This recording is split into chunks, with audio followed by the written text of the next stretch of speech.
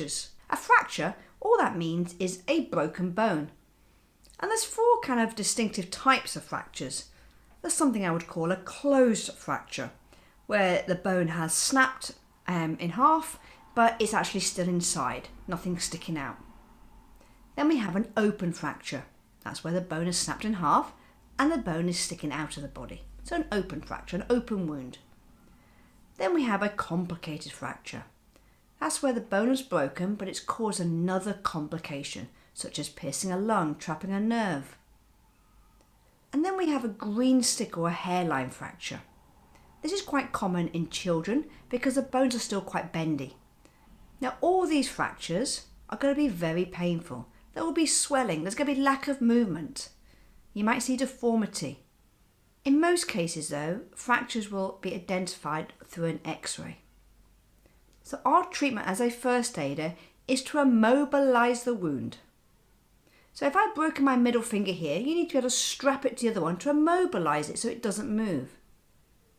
If I've broken my arm and my arm is down next to my side, don't get me to move it because you know how to do a sling. You don't need to put someone's arm in a sling. You just need to immobilise it, meaning keep it still. If I've broken my leg and I'm lying down the floor, don't ask me to jump up or don't start tying it to the other one and making a splint. Just get me to stay still and immobilise it. Now if it is something like a broken leg, you're going to need to call the ambulance because you can't transport that person to hospital safely. Now while you wait for the ambulance, because it's not a life-threatening injury, you're going to have to keep the casualty warm. So you need to start thinking about how you can do that. If it's a broken arm, you can probably help them up to their feet slowly and make sure they go and get medical help. That might mean you might need to call the next of kin, the parents and carers, or if it's one of your friends or family members, you can take them to the hospital. But just remember, the treatment for a fracture is to immobilise it. And now if you've got a first aid kit at home there, or in your workplace, wherever you're watching me, go and see if you can find the triangular bandage inside that first aid kit. Now I'm going to show you 2 slings and you can play along. You can have a go and do it on yourself, or you can do it on your teddy or someone else at home. But let's show you how to do it. So we're going to show you a support sling first of all. So with a support sling, we get our triangle bandage out, unroll all of it, and you will see there is a long side in comparison to the 2 smaller sides.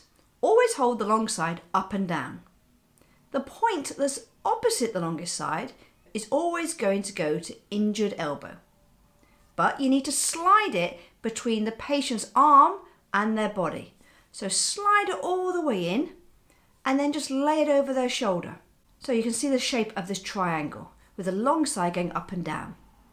Then all you need to do is grab the other end, the south side of the long side if you like, throw it over the opposite shoulder and then try and secure both of those ends, ideally in the side of the neck, not behind the neck because it can pull the head forward.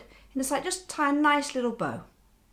Then if you want to make it all nice and pretty, just tidy the end of the triangular bandage next to the elbow, just twist it and tuck it in. And that should find it nice and supportive for the casualty.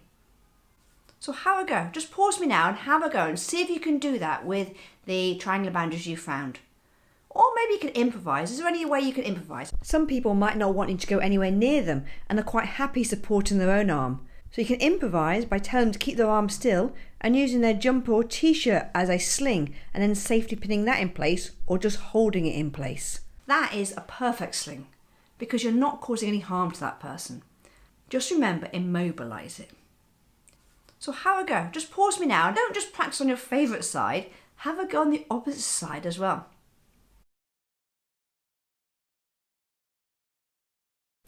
Now that one is great for a sprained wrist, also maybe a broken humerus, which is a bone from the shoulder to the elbow, and great for ulnar and radius, which is the lower arm bones. Another sling you can try is the elevation sling. This tends to be for a broken clavicle or a dislocated shoulder.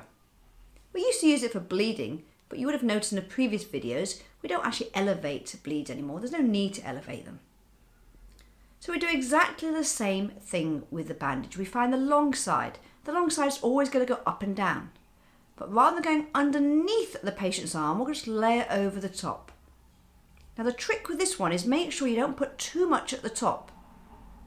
And then we're going to start with the fingers And we're going to tuck the bandage underneath the patient's fingers carefully and sliding our hand all the way down to the elbow. So the bandage is gathered all the way to the elbow. Now do make sure you don't put palm facing down and you're not grabbing things you shouldn't be grabbing. Palms facing upwards and sliding it down.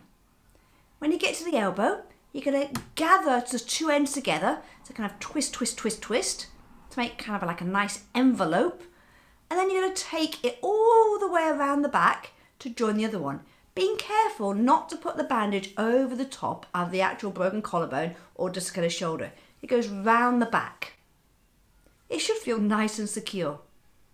Have a go on the opposite side. See if you can do the same on the opposite side. Because both of these things could be useful if you had to transport your casualty a distance in order to go and get that medical help. But always remember, with fractures, your treatment is to immobilise them. And if it is something serious, such as a pelvic fracture, a femur fracture, which is a leg wound, even a skull fracture, make sure you call the ambulance. You cannot move these casualties. You'll only make it worse if you move them. Don't forget to hit that subscribe button so you don't miss out on any of our important videos.